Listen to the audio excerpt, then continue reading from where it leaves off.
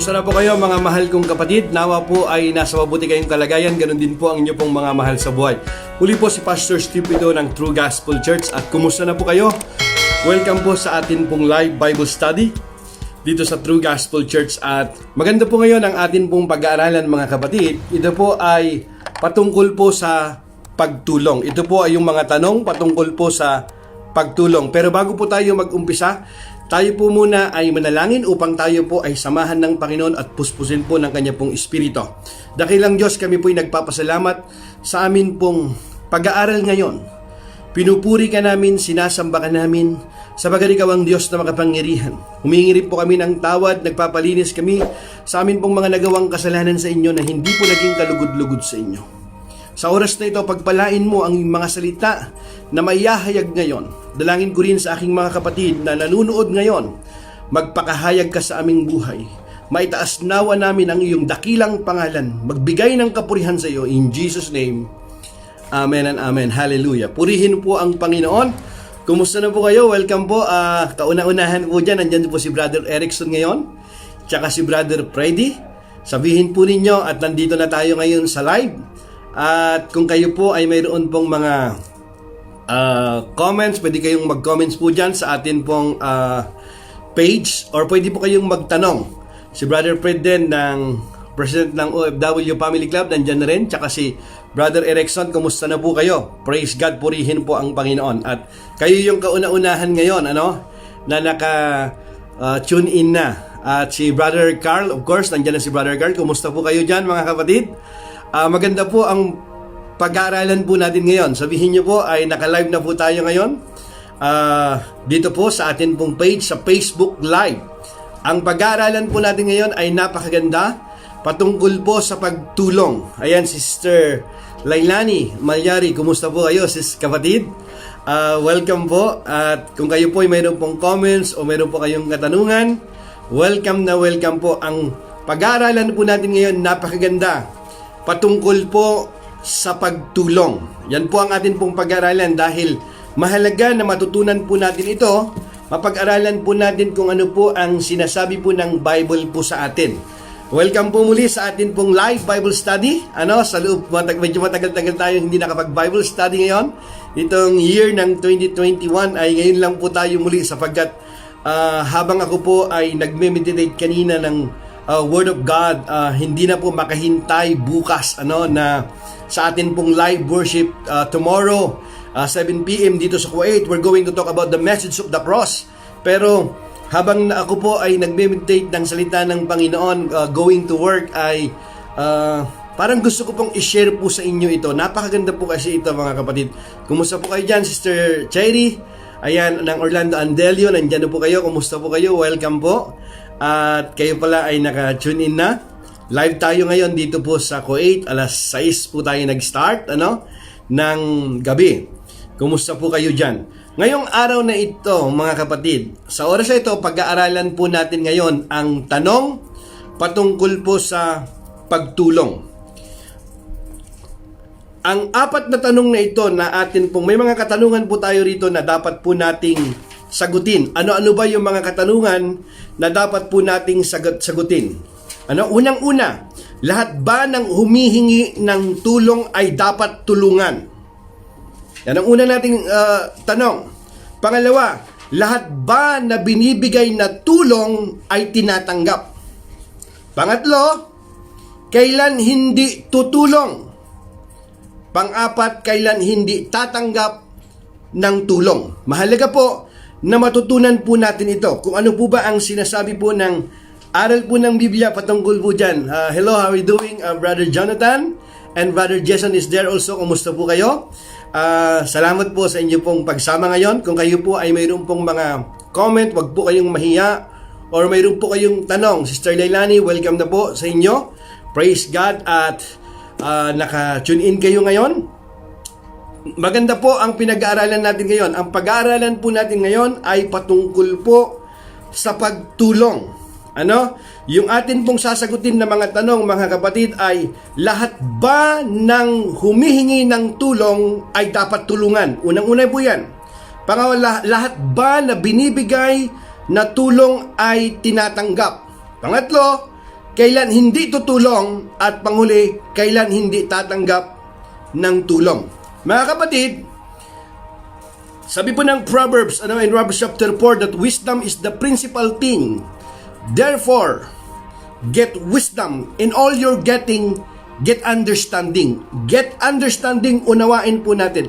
Alam niyo mga kapatid, isa po sa mga gift na ipinagkaloob po sa atin ng Panginoon ay binigyan niya po tayo ng common sense. Sentido komon para mag-isip, para unawain ang mga bagay na mga nangyayari sa ating paligid, mga nangyayari sa ating buhay, upang ito ay atin pong pag-aralan, unawain. Binigyan po tayo ng common sense, binigyan niya tayo ng knowledge and wisdom na pinagkakaloob po niya sa kanya pong mga anak. Mga kapatid, yan po ay gift na ipinagkaloob po niya sa nakakalungkot dahil meron talaga minsan na talagang hindi ginagamit yung sentido komon, yung common sense.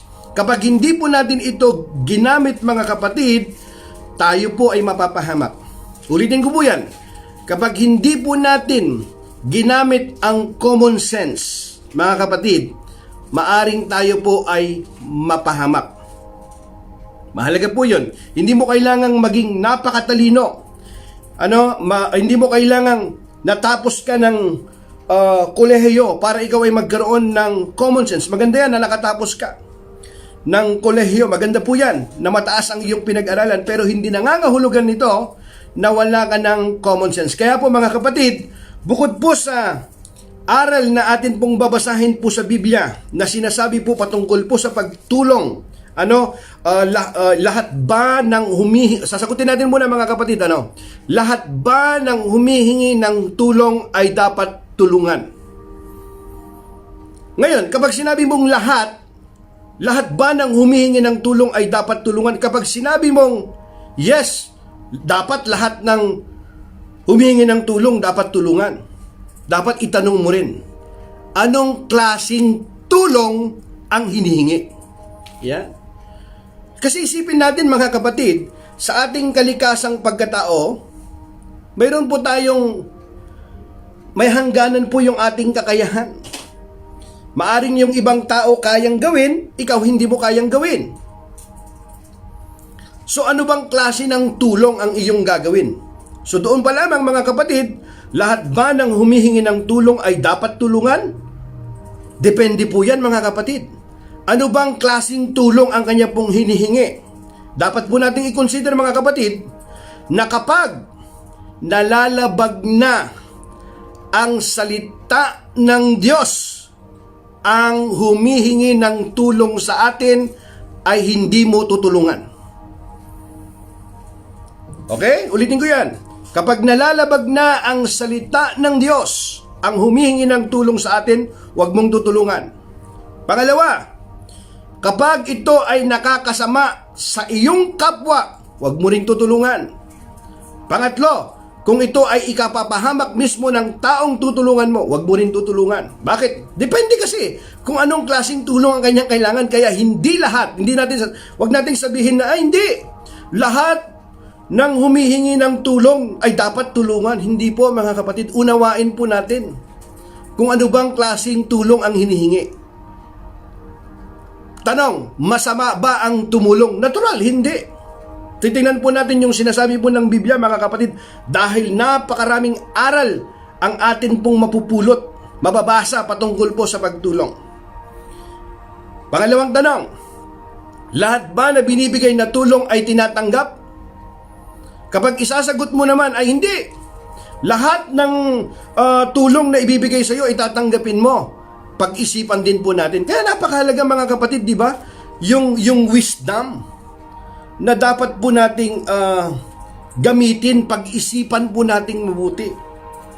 Alam mo, meron kang sinabi nga dati ni Ernie Baron, sabi niya, kung walang knowledge, walang power. Totoo naman yun mahalaga yung knowledge. Magkakaroon ka talaga ng power kapag ikaw mayroon kang knowledge. Pero dapat hindi ka nananatili sa knowledge lang. Dapat nagkakaroon ka rin ng wisdom. Anong kaibahan ng knowledge sa wisdom? Yung kaalaman sa karunungan. Yung knowledge kasi, you gain knowledge through information pa lamang. Nalaman mo Mabuti yun, nalaman mo na. Pero yung wisdom, mga kapatid, mas maganda. Bakit? In-apply mo yung knowledge na natutunan mo. So wisdom means applied knowledge. Halimbawa, cigarette smoking is dangerous to your health. Paano mo nalaman? Nabasa mo, nakalagay doon. Hindi talaga makakabuti. Ano mo yun? Natutunan mo sa mga aral, itinuro sa iyo, napakinggan mo. Mayroon kang information, that is knowledge. Wisdom when you stop smoking. Ibig sabihin, in-apply mo yung wisdom na yon. Pag nagpatuloy-tuloy ka pa sa iyong pagiging, magiging wise ka na. Kaya ang tawag kay Solomon nga, di ba? Solomon is a wise man. Hello, Brother Troy. Si Brother Ron, kumusta po kayo dyan, mga kapatid? Kung mayroon po kayong mga tanong, wag po kayong mahiyang mag-comment at mag-ask po ng question. At ang pinag-aaralan po natin ngayon ay patungkol po sa pagtulong. So sinagot po natin kanina, mga kapatid, na lahat ba ng humingi ng tulong ay dapat tulungan? Depende po kung anong klase ang hinihingi na tulong. Kaya ang sagot, mga kapatid, hindi. Hindi lahat ng humingi ng tulong sa iyo ay dapat tulungan. Baka maya nakakasama na sa iyong kapwa. Nalalabag na ang salita ng Diyos. Pangalawa, lahat ba na binibigay na tulong ay tinatanggap? Lahat ba na binibigay na tulong ay tinatanggap? Ang sagot ng iba, hindi, basta tulong. Wag mo nang itanong kung saan galing. Hindi po, mga kapatid. Kung biblical po ang atin pong pag-aralan, hindi lahat na binibigay na tulong ay tinatanggap po natin. Kasi mayroon pong tumutulong na nanghihingi po ng kapalit. Ano ang kapalit na hinihingi? Baka mamaya ikapapahamak mo. Kaya hindi lahat na binibigay na tulong ay tinatanggap mo. Baka may yung tulong na ibinibigay sa iyo ay hinihingi na pala yung halimbawa, mayroon siyang hinihingi na bawal na sa salita ng Diyos. Ibibigay mo ba yon? Hindi rin, mga kapatid. Di ba? Baka maya tutulungan kaya. Halimbawa, mayroon kang problema, namumroblema ka. Kailangan mo ng tulong. Halimbawa, ikaw ay namumroblema ka finances. May nag-offer sa iyo ng tulong. Pero sabihin sa iyo, sige, tutulungan kita, susolve natin yung problema mo, pero sa akin ka matulog ngayong gabi. Manghihingi siya ng kapalit na hindi maganda. Hindi mo gagawin yon. Bakit? Maliwanag sa sinasabi ng salita ng Panginoon na hindi ka dapat masama ang thou shall not commit adultery. Kapag ikaw ay may asawa na, hindi mo dapat ginagawa yon. Kaya hindi lahat na binibigay na tulong ay tinatanggap natin, mga kapatid. Kaya nga wisdom is the principal thing. Therefore, get wisdom in all you're getting, get understanding. Unawain din po natin, mga kapatid. Kasi sa mundong ito, mga kapatid, maraming mga tao ang mapagsamantala. Lalo na sa mga taong mahihina. Kapag nakita nila mayroon silang opportunity, kapag yung tao ay weak, mahinang-mahina, doon. Kaya hindi lahat, mga kapatid, na nag-o-offer sa atin ng tulong ay tanggap ka ng tanggap, tutulungan kitang ipasok sa trabaho. Pero pumunta ka mamaya ng ganitong oras, alas 12 ng gabi, pumunta ka doon sa flat ko, ganon. Wala namang interview ng ganung oras, mga kapatid. Anong opisina? Kaya gamitin natin ang ating common sense. Alam nyo, marami tayong mga kababayang napapahamak dahil sa ganon. Wala pong masama na tayo po ay mag-ambisyon. Wala pong masama. Pero kailangan po nating unawain, lalong-lalo na sa panahon ngayon. Ulitin ko, mga kapatid, hindi po masama ang tumulong. Marami pong aral na sinasabi po ang Biblia, pupuntahan po natin yan. Okay, pero hindi lahat na humingi ng tulong ay dapat tulungan. Depende po yan. Pangalawa, lahat ba na binibigay na tulong ay tinatanggap mo? Depende rin po yan, mga kapatid. Hindi po. Dapat inaalam mo, inuunawa mo rin. Amen? Hello, Sister Chona, Brother Aldrin, kumusta po kayo dyan? Number 3, kailan hindi tutulong? O kailan hindi tutulong? Di ba? Dapat alam din po natin yon. Hindi yung tulong ka ng tulong din. Baka mamaya yung tinutulungan mo, tinuturuan mo pa na lalong maging tamad. hindi kalooban ng Panginoon yon. Baka tinuturuan mo pa yung tao, imbis nakakatulong ka, tinuturuan mo pa na lalong maging batugan. Hindi dapat ganon, mga kapatid. Hindi rin kalooban ng Panginoon yon. Hello, Sir Jinky, kumusta po kayo dyan?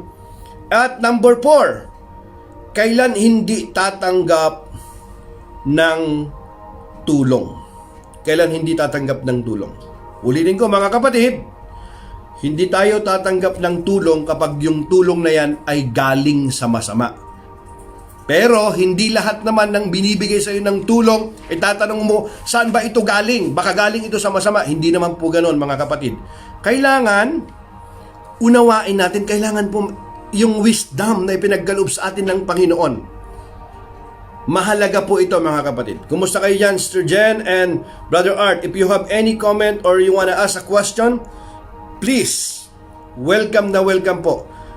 Hindi ko mabasa kasi, ayan, mga kukunti lang pa ang mga nagko-comment.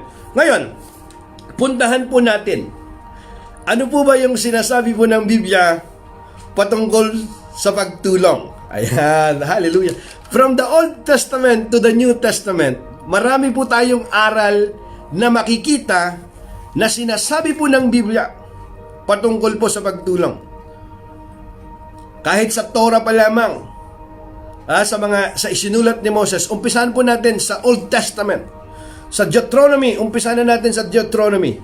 Ano po ba ang sinasabi ng Deuteronomy? Chapter 15, verse 11. Pakisulat niyo po yung mga verses dyan, mga kapatid. Deuteronomy, chapter 15, verse 11. Hello, kumusta po kayo dyan? Sister Chona, welcome po. Brother Ardren, and also Sister Maritis, good evening. And Brother Jason, kumusta po kayo dyan? Brother Fred, and Brother Art, Brother Lino, kumusta po kayo dyan? Deuteronomy chapter 15, verse 11. Ayan. 15 verse 11. Basahin po natin. Sabi dito, Sister Jingle, kumusta po kayo dyan? Good evening po. There will always be some Israelites who are poor and in need. And so I command you to be generous to them. Kita nyo? Simula noon pa pala, hanggang ngayon, mga kapatid, there will be, sabi niya gano'n, there will always be some Israelites who are poor and in need, and so I command you to be generous to them. Command, utos po ito. Sir Ivy, good evening po. Kumusta po kayo dyan? Command, utos po ito. Hindi ito isang suggestion. Utos ito. Ang Diyos mismo ang nagsabi, kapag hindi mo ginawa ito, lumalabag ka sa utos ng Panginoon. Ang tawag po dyan, disobedient.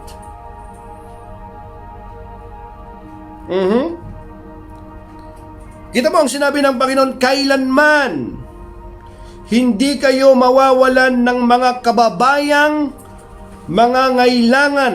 Kaya sinasabi ko sa inyong, ibukas ninyo ang inyong mga palad sa kanila. Sa lumang tipan nito, kaya ibukas ninyo ang inyong mga palad sa kanila. Anong ibig sabihin nun? Bukas ka sa pagtulong. Kapag mayroon kang magagawa, mayroon kang maitutulong, kapatid, gagawin mo po yon. So nakita nyo, mga kapatid, simula pa lamang po yan sa lumang tipan. At kahit ang Panginoong Hesus, mga kapatid, marami po tayong aral na itinuro ang Panginoong Hesus patungkol po sa pagtulong. Ang Panginoong Hesus mismo, mga kapatid, tingnan nga po natin, mga kapatid, yung sinasabi po ng Biblia sa Book of Matthew chapter 25. Matthew chapter 25. Matthew chapter 25. Pisa na lang natin dito sa verse 35. Matthew chapter 25. Verse 35 to 40. Sapagkat, ang Panginoong Hesus po rito ang nagsasalita, mga kapatid. Sabi niya, sapagkat ako'y inyong pinakain nung ako'y nagugutom, Ako'y inyong pinainom nung ako'y nauuhaw. Ako'y isang dayuhan at inyong pinatuloy. Ako'y walang maisuot at inyong dinamitan. Nagkasakit at inyong dinalaw. Nabilanggo at inyong pinuntahan. Sasagot ang mga matuwid, Panginoon, kailan po kayo naging dayuhan at aming pinatuloy, o kaya'y walang maisuot at aming dinamitan? At kailan po namin kayo nakitang nagkasakit o nabilanggo at kayo'y aming dinalaw? Sasabihin ng hari, tandaan ninyo nang gawin ninyo ito sa isa sa mga alagad ko. Siya man ang pinakahamak, ako ang inyong tinulungan. Ako ang inyong tinulungan. Ang nagsasalita ito, ang Panginoon. Kita nyo mga kapatid, kapag ito'y ginawa mo sa iyong kapwa, lalo na sa mga sabi niya, di ba, maliwanag ang sinasabi ng Panginoon. The King will reply, I tell you, whenever you did this for one of the least important of these followers of mine, you did it for me. Lalong-lalo na yung mga lingkod ng Panginoon. Ano yung mga pinasyalan po nila sa bilangguan, sa hospital, dinalaw, yung mga sa feeding na walang makain, binigyan mo ng pagkain, walang mga damit na maisuot, binigyan mo. Sabi ng Panginoon, sa akin nyo ito ginawa. Kita nyo mga kapatid, sa akin nyo ito ginawa. Ang Panginoong Hesus mismo ito mga kapatid. Alam nyo po mga kapatid, itong sinabi na ito, kung itutuloy-tuloy natin yung konteksto nito mga kapatid, mahalaga ito hanggang sa araw ng paghuhukom, sa Judgment Day. Mahalaga ang ang aral na ito mga kapatid, kasi even in Judgment Day, dito masusukat. Dito ka susukatin kung ang iyo bang pananampalataya ay talaga bang ipinamuhay mo yung aral na napakinggan mo. Sabi ng Panginoon, ipinamuhay mo ba? Let your light shine before men, that they may see your good works and glorify your Father in heaven. This is good works mga kapatid. Kaya po mga kapatid, kailangan po natin na tayo po ay pag-aralang mabuti ito patungkol po sa pagtulong. Kasi lalo ngayon, yung nangyayari po na pandemic ngayon, ang daming nawalan ng trabaho, maraming mga namatay, nagkasakit. Alam niyo po ba na nag-increase ang compassion sa kapwa? Ang dami ang mga naging matulungin, naging mahabagin, at ako po ay tuwang-tuwa dahil nakita mo na talagang ang daming tao ang naging bukas ang kanilang mga palad sa pagtulong. Nakita po natin ngayon, ganon din naman, hindi natin maiiwasan sa kabilang banda na hanggang ngayon marami pa rin ang nagsasamantala, nanglilinlang, nandaraya. Kaya kailangan po maging marunong po tayo. So halimbawa mga kapatid, mayroong kumatok sa iyong bahay, mayroong namamalimos, at nakita mo ang kanyang damit ay kusot-kusot, luma, madumi, kumatok, o kaya nakita mo sa daan humihingi ng tulong. Dalawa ang pwede mong isipin. Baka ito mga sindikato lamang. O pangalawa, baka isipin mo, baka ito ay mayroong planong masama. Hindi maiwasan ngayon sa tao na mag-isip ng ganon. Kasi yung nangyayari sa ating kapaligiran, yung kasamaan ay kabi-kabila. Ano ngayon ang gagawin mo? Kaya kailangan po natin ng wisdom, ng discerning. Yung timing, kailan ba? Pero kung nakikita mo naman mga kapatid, na nakikita mong ganun ang kalagayan, at mayroon kang maitutulong, na kahit in a little way, wag po nating ipagkakait. Ano man ang motibo ng taong yon, sila man ay parte ba talaga ng sindikato, kung bibigyan mo ng pagkain yon, wala naman sigurong masama. Yung pagkain, pag hindi mo kinain agad yan, mapapanis yan eh. Ibigay mo. Wag po nating isipin lagi na baka sindikato lang ito. Kasi kung lagi na lang gano'n ang iniisip mo, hindi ka na makakatulong. Hindi ba minsan mga kapatid, yung mga tulong na dapat na ipinapadala natin minsan, imbes na makarating doon sa mga dapat tulungan, pero hindi maalis sa isip natin ang pagdududa na yung mga tatanggap na mga tulong ay hindi na makarating doon sa dapat tulungan, o makarating man kalahati na lang, na pagpilian na. Kasi kahit sa kabila ng mga kalamidad na nangyayari na makikita dapat tulungan ang mga pobre, ang mga mahirap, pero marami pa rin mga tao mapagsamantala. Nakakalungkot mga kapatid. Nangyayari po ito mga kapatid.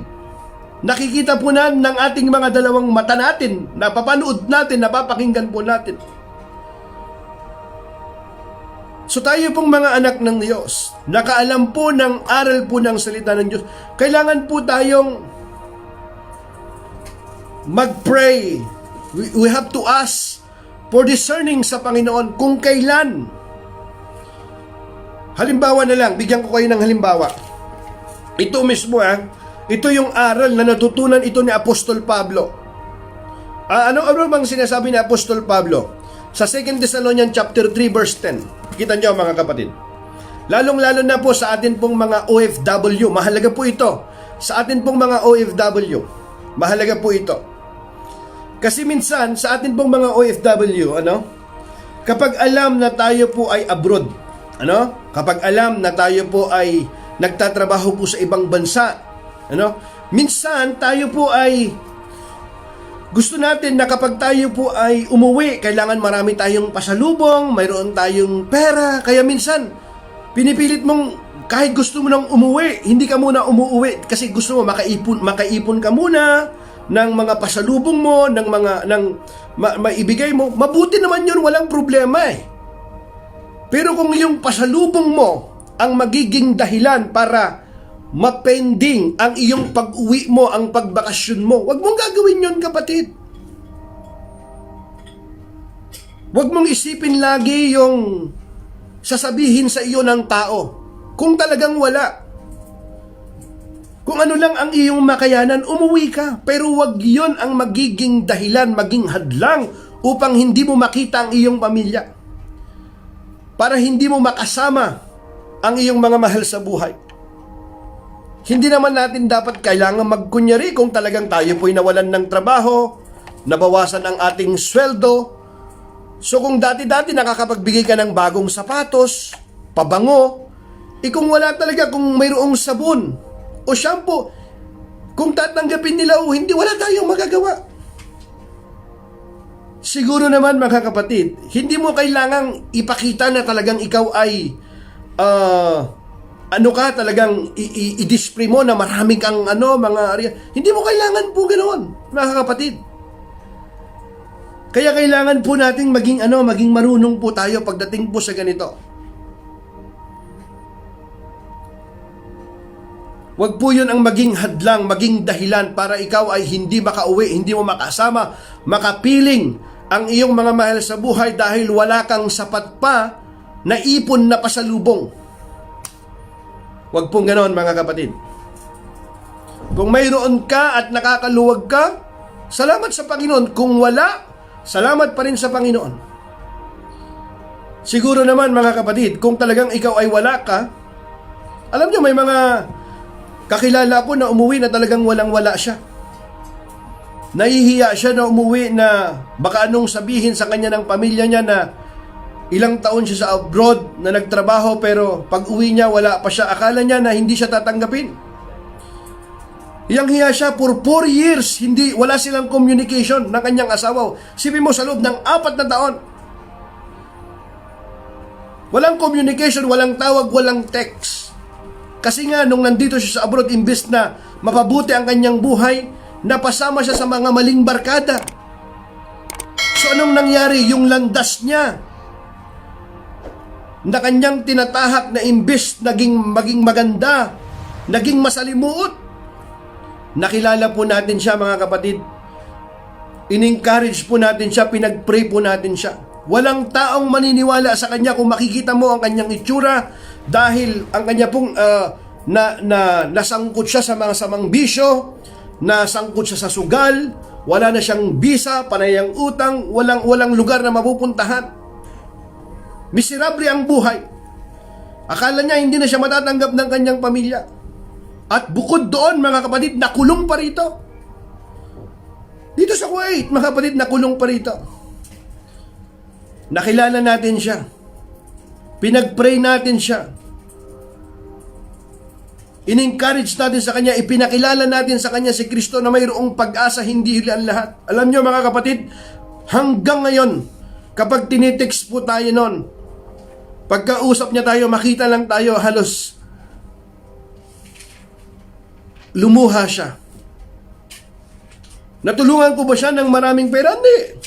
Alam niyo, mga kapatid, kapag kami po ay nagkukwentuhan, di niya makalimutan, biskwit at barbican lamang ang aming kinakain minsan. Hindi siya makapaniwala na mayroon tao pa pala na nagtitiwala sa kanya sa kabila ng lahat ng kanyang pangyayari sa kanyang buhay. Kung makikita mo siya. Pero nung araw na siya'y makalaya, pumunta kami doon, pinuntahan namin siya. Yung araw kung kailan siya lalaya, para siya ay i-deport na pauwi, pinuntahan namin siya. Sumama kami hanggang labas lang ng sa kulungan, di na kami nakasama sa airport. Pero yung kanya pong saya po niya. At ngayon, mga kapatid, alam niyo po ba? Na-reconcile yung kanya pong marriage life. Nakasama niya muli yung kanyang asawa. At ngayon, mga kapatid, nagkaroon pa sila uli ng isa pang anak at magkasama sila ngayon. Mayroon silang kunting negosyo na karinderya. Magkasama sila ngayon. Masayang masaya sila. At ngayon, mga kapatid, purihin ang Panginoon. Nagba-Bible study na siya. Hallelujah! Kita nyo yung seed, mga kapatid, na atin pong itinanim? Minsan, wag po nating isipin na yung tulong ay kailangan po laging malaki. Pera, mga kapatid, mahalaga po yung pera, pero wag po nating isipin na yung tulong ay kapag malaki ang ibibigay po natin ay mabuti. Maganda naman po yon. Pero marami pong paraan kung paano tayo makatulong. Minsan, ang problema naman ng tao, ang kailangan niya, hindi lang naman pera eh. May mga taong maraming pera pero miserable ang kanyang buhay. Amen, mga kapatid.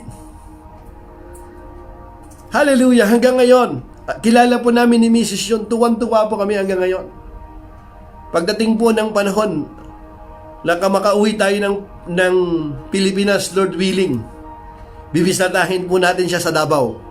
Kasi nasa Davao po siya. Hallelujah, purihin ang Panginoon. Mayroon pa tayo naging kaibigan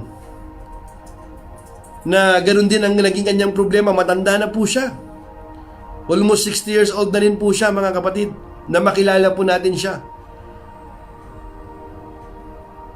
Ilang taon din niyang hindi nakausap ang kanyang asawa. Na tila ba parang iwalay na sila, may gitnang 7 taon. Think about that. Akala nila, imposible nang ma-reconcile. Pero tinulungan natin ng alin?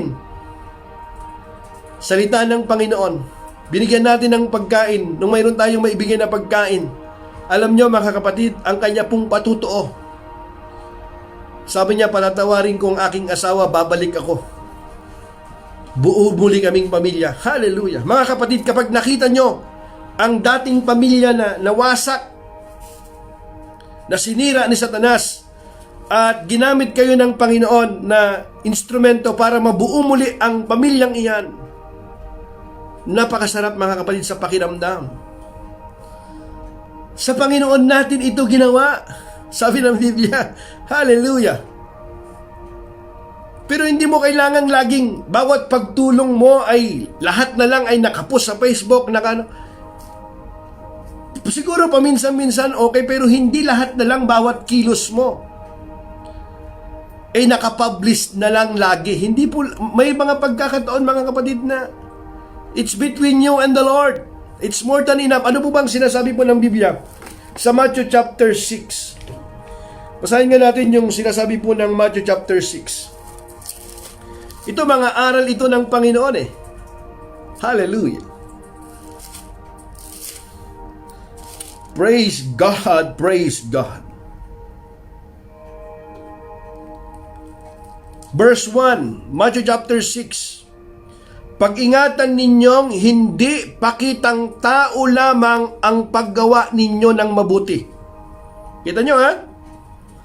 Pag-ingatan ninyong hindi pakitang tao lamang ang paggawa ninyo ng mabuti. Bakit? Kasi may mga tao talaga na pakitang tao lang pag kaya gumagawa ng mabuti. Bakit? Di ba makikita natin na ganyan? May mga ibang mga politician eh. Di ba? Sa atin na kunyari ay nagiging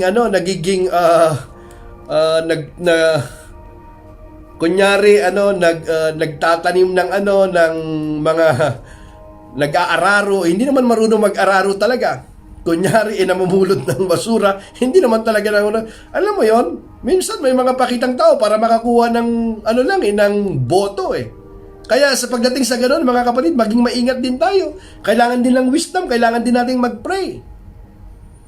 Di ba? Pag-ingatan ninyong hindi pakitang tao lamang ang paggawa ninyo ng mabuti.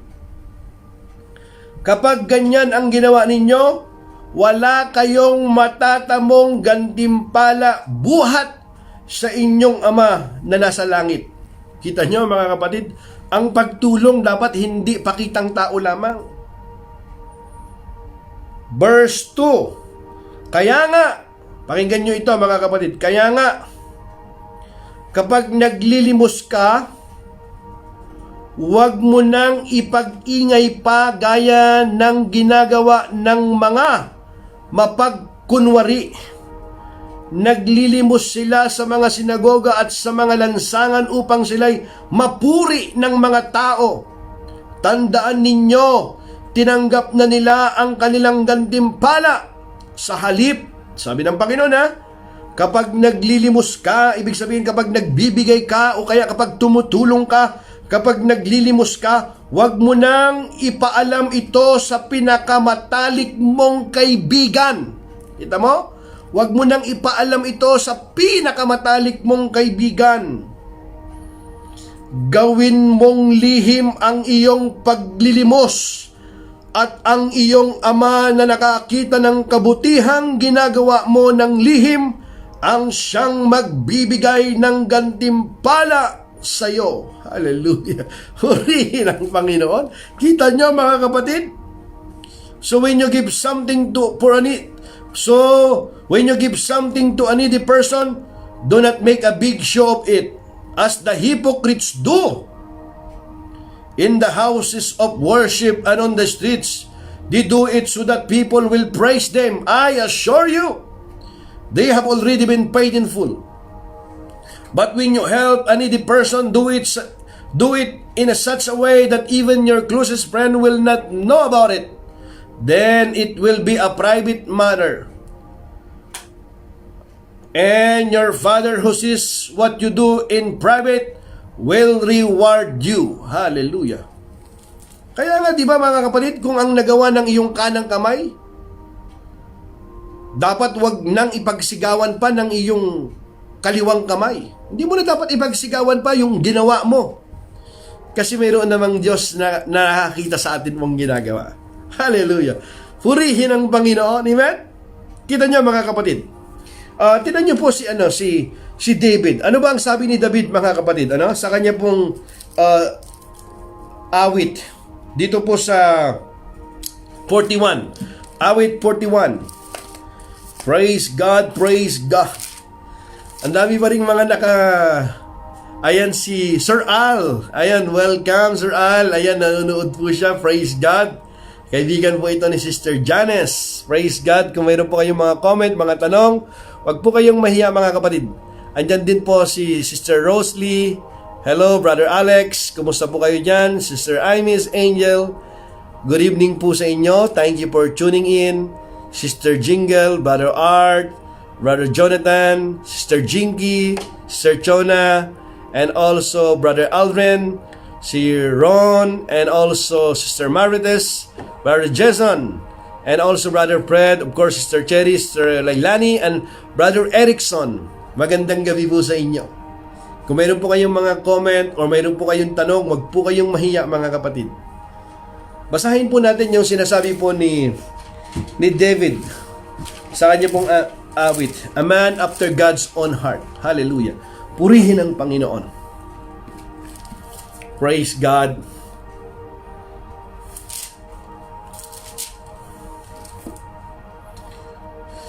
Happy are those who are concerned for the poor.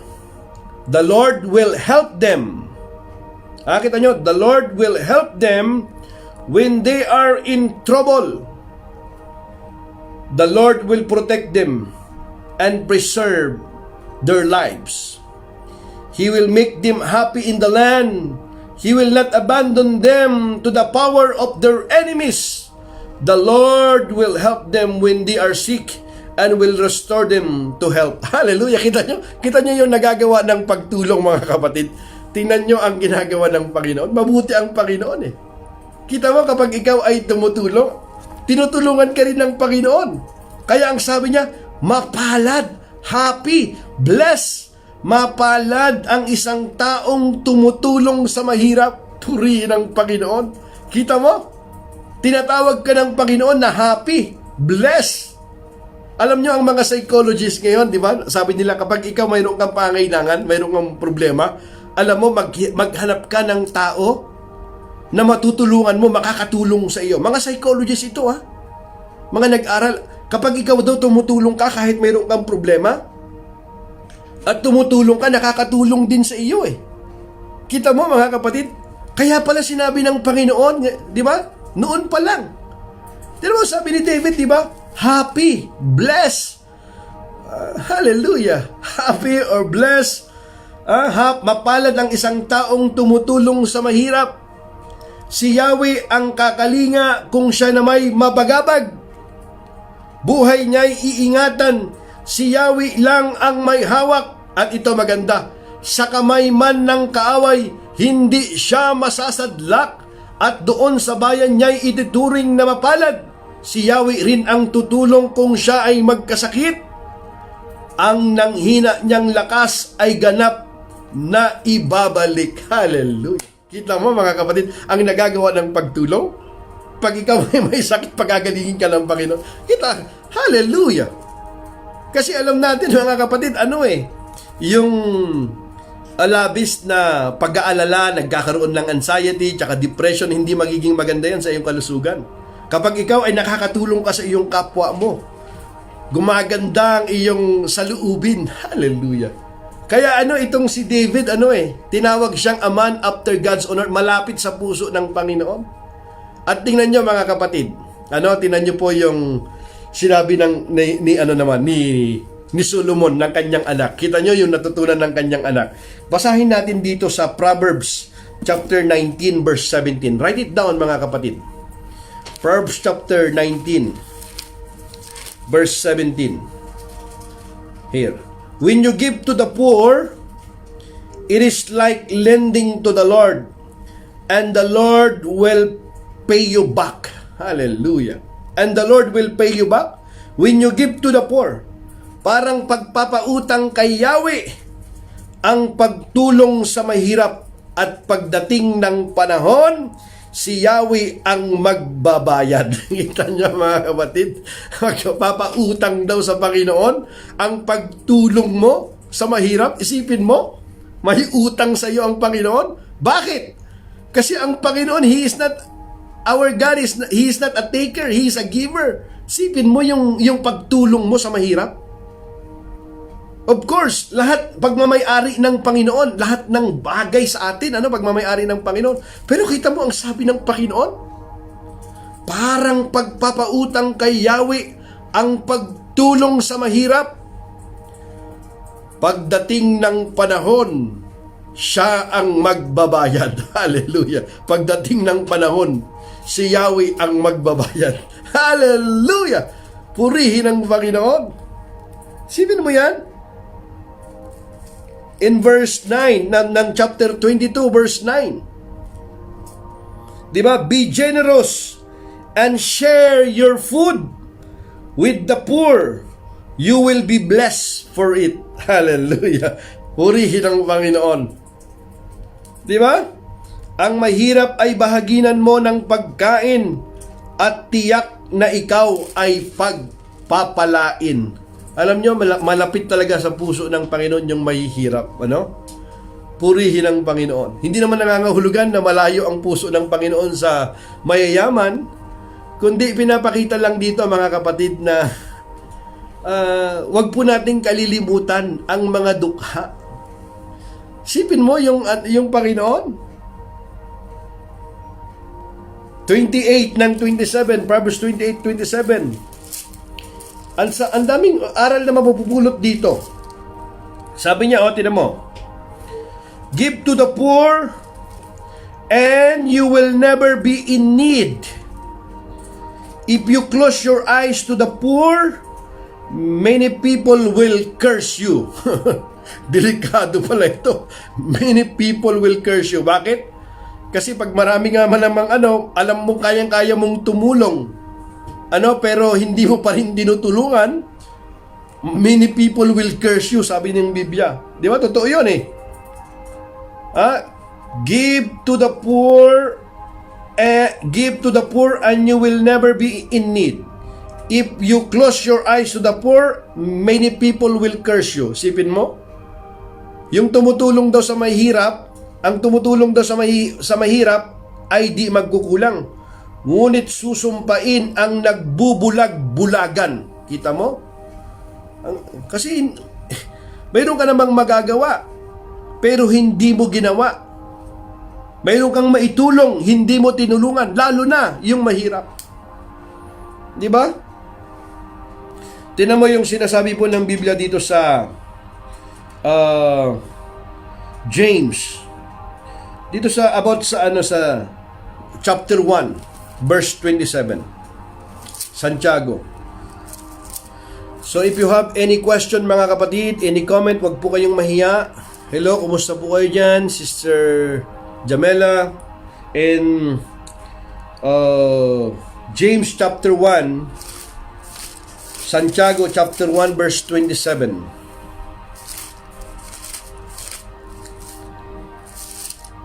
Usahin po natin. Verse 27. Umpisa na natin dito sa 26. Do any of you think you are religious? If you do not control your tongue, your religion is worthless and you deceive yourself. What God the Father considered to be pure and genuine religion is this. Pakinggan nyo to.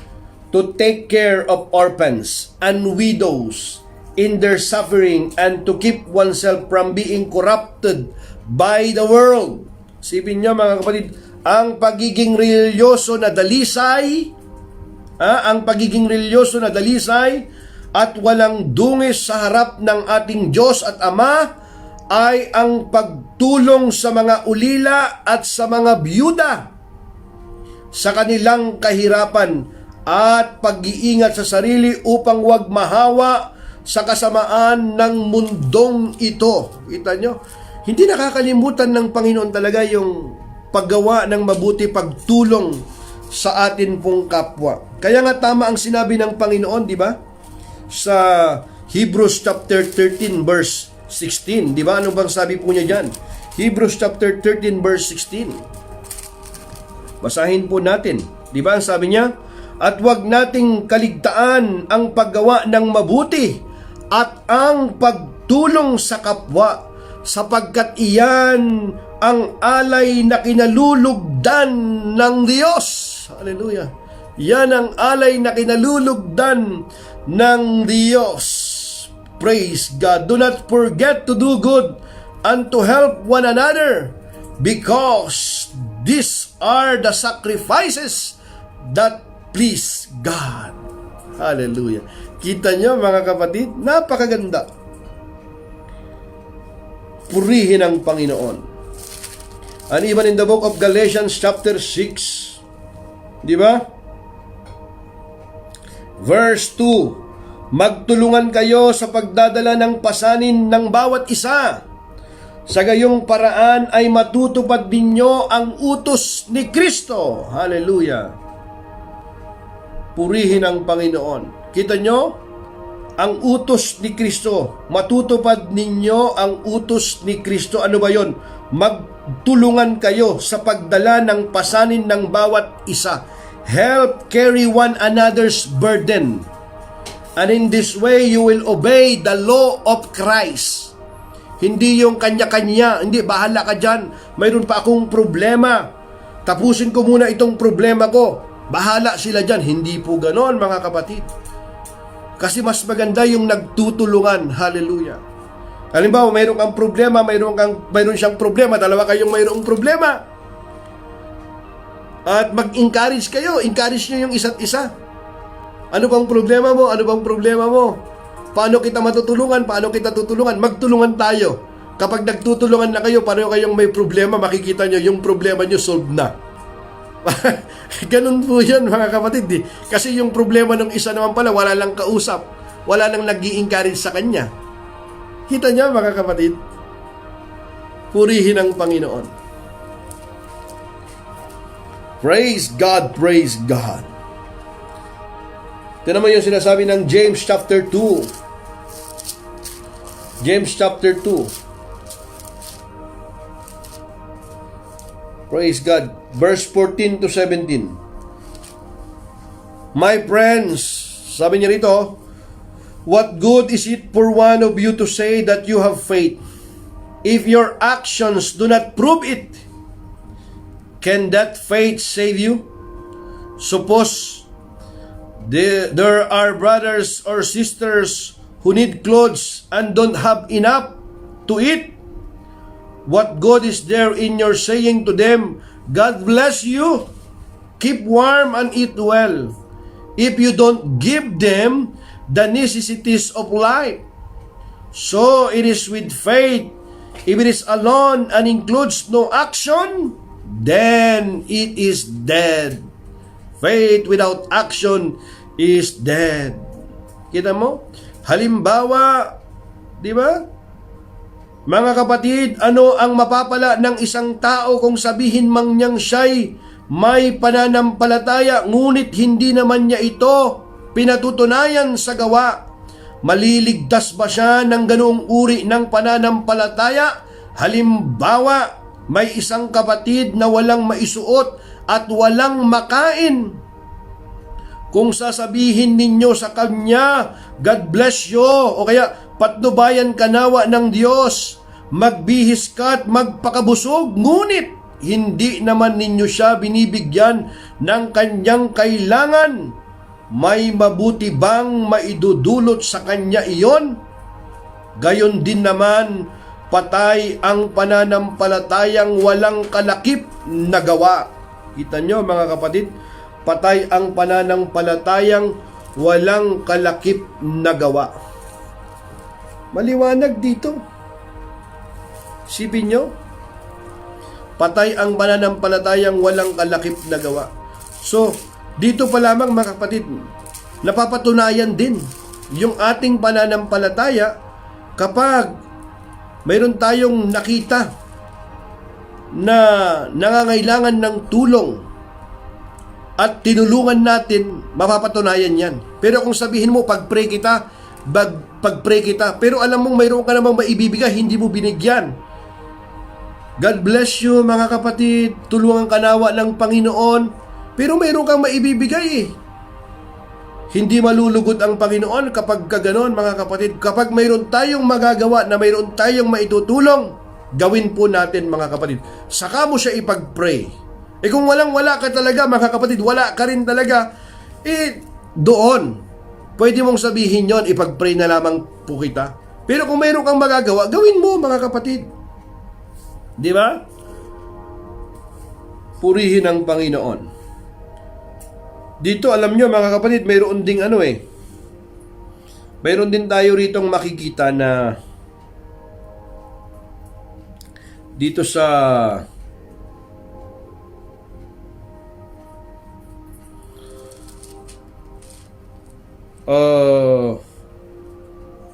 Philippians chapter 2 verse 4. Philippians chapter 2 verse 4. Sa Philippians chapter 2 verse 4. Sabi niyo rito, and look out for one another's interest, not just for your own. Not just for your own. Pag malasakitan ninyo ang kapakanan ng iba at hindi lamang ang sa inyong sarili.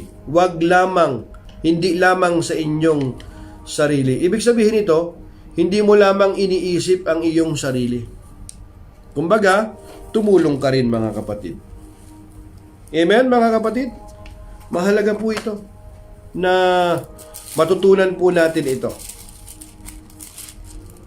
Praise God, praise God. Purihin ang Panginoon. Tingnan nga natin itong sa 2 Thessalonians chapter 2.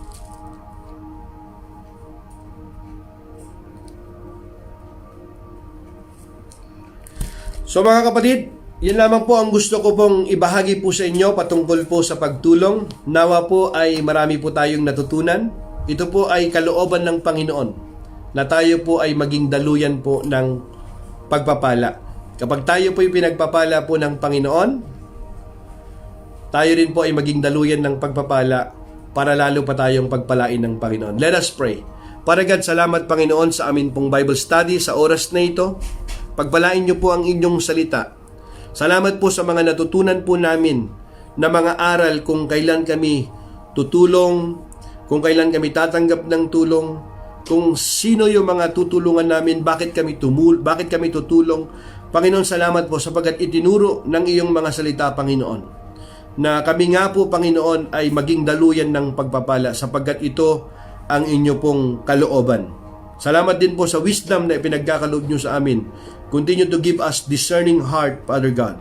At sa oras na ito, pagpalain mo rin ang aking mga kapatid, naging daluyan ng pagpapala, Panginoon. Pagpalain mo sila, mga nakasama ko ngayon, Panginoon, sa amin pong live Bible study. At gamitin mo rin ito, Panginoon, na ma-share namin sa aming kapwa, maging daluyan ng pagpapala ang mga aral mo na nagsisilbing ilaw at tanglaw sa amin pong buhay para sa inyo pong kapurihan. Salamat po, aming dakilang Diyos, in Jesus' name. Amen and amen. Hallelujah. Purihin po mga kapatid. At share po natin ito sa atin pong mga Facebook para tayo po'y maging daluyan ng pagpapala at malulugod po sa atin ang atin pong Panginoong Hesus na atin pong tagapagligtas. Love you and God bless you. See you po tomorrow sa atin pong live, Lord willing, sa atin pong worship. God bless you.